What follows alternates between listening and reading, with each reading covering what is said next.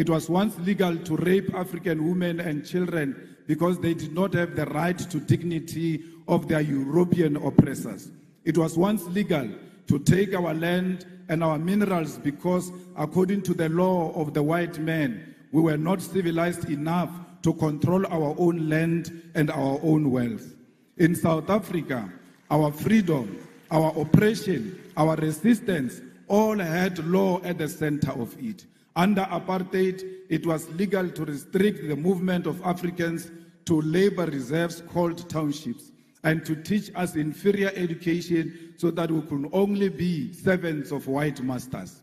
All of those problems were legal, and it took brave men and women to say that if the oppression of Africans is lawful, then such a law is unjust and must be opposed.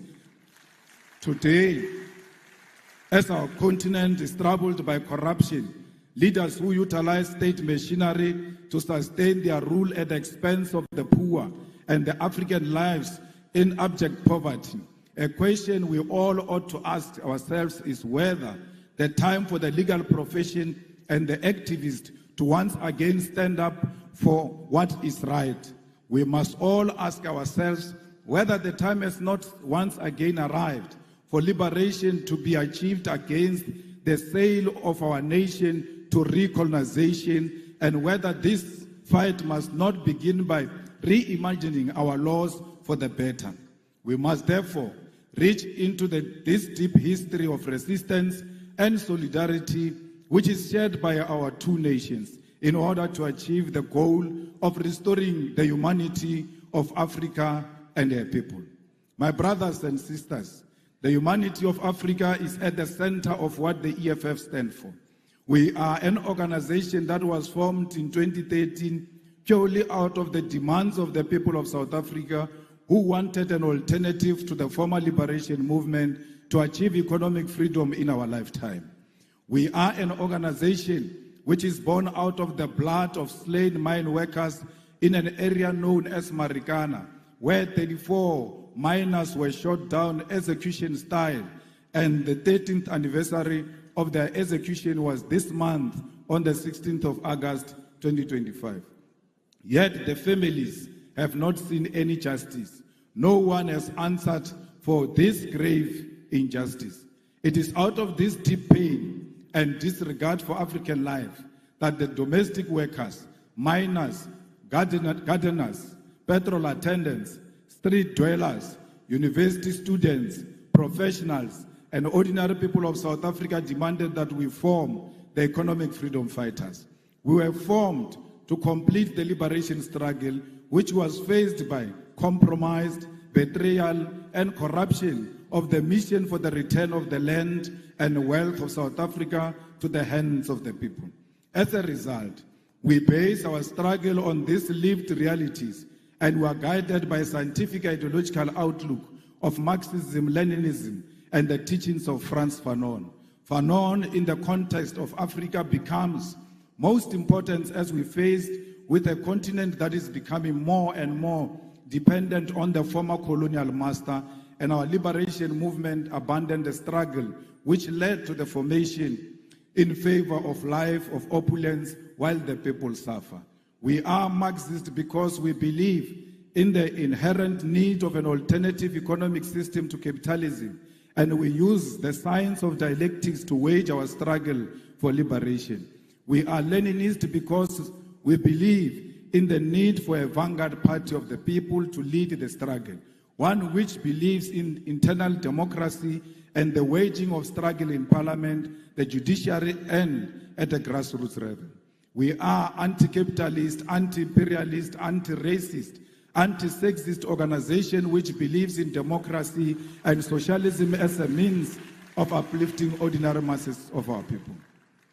At the foundation of the EFF are what we refer to as the 7 non-negotiable cardinal pillars, which are expropriation of South Africa's land without compensation for equal distribution in use, nationalization of mines, banks, and other strategic sectors of the economy without compensation, building state and government capacity, which will lead to abolishment of tenders, free decolonized education, healthcare, houses, and sanitation. Massive protected industrial development to create millions of sustainable jobs, including introduction of minimum wages in order to close the wage gap between the rich and the poor. Massive development of African economy and advocating for a move from reconciliation to justice in the entire continent.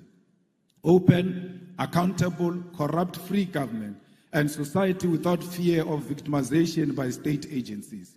These are briefly the guiding principles which make us, as the EFF, a revolutionary movement.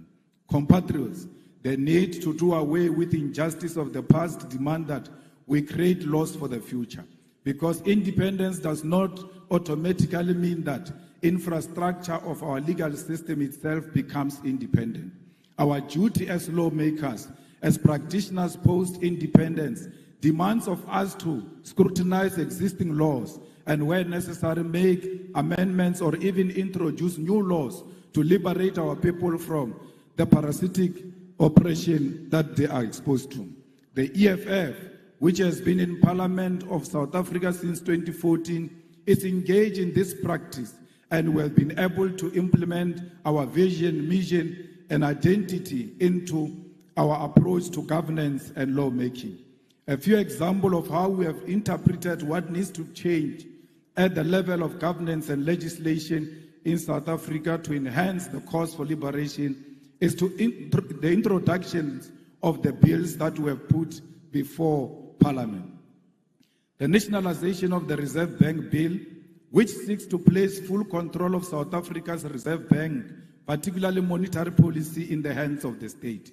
Further to this bill introduced by the EFF in Parliament seeks to broaden the mandate of the Reserve Bank in South Africa, which currently has private shareholding, towards alleviating unemployment and curbing economic stagnation, which is due to the Reserve Bank conservative and financial sector-orientated policy outlook. The Public Finance Management Amendment Bill will in South Africa deal with a problem facing the whole continent, and that is the unregulated borrowing of the money by our government from the World Bank and the International Monetary Fund. This bill, which we have introduced as the EFF, will require that National Treasury in South Africa first seek approval from Parliament to source foreign loans and establish transparency regarding such loans and their conditionalities. The debt trap of Africa to our foreign colonizers must be stopped, and that begins by regulating these loans that our leaders commit future generations to, because they will not be there when the colonizers come to collect. The Student Debt Cancellation Bill is a piece of legislation introduced by the EFF to ease the debt burden of young students who cannot access their qualification, seek employment using their qualification, or pursue postgraduate studies because their qualifications are withheld due to debt. Student debt is an obstacle to the youth who have no source of income because they cannot access their degrees, and equally cannot generate a source of income because they cannot prove that they are qualified due to their qualification being withheld. The need to unlock this qualification possesses a major opportunity to grow our expertise in our country and promote education to be at the center of our developmental objective. Insourcing Bill seeks to do away with the exploitation of labor brokers and consultancy firms which are draining the public finance of government in South Africa. In our country, the most basic of service which ought to be conducted through internal capacity are done on contractual basis and at inflated prices.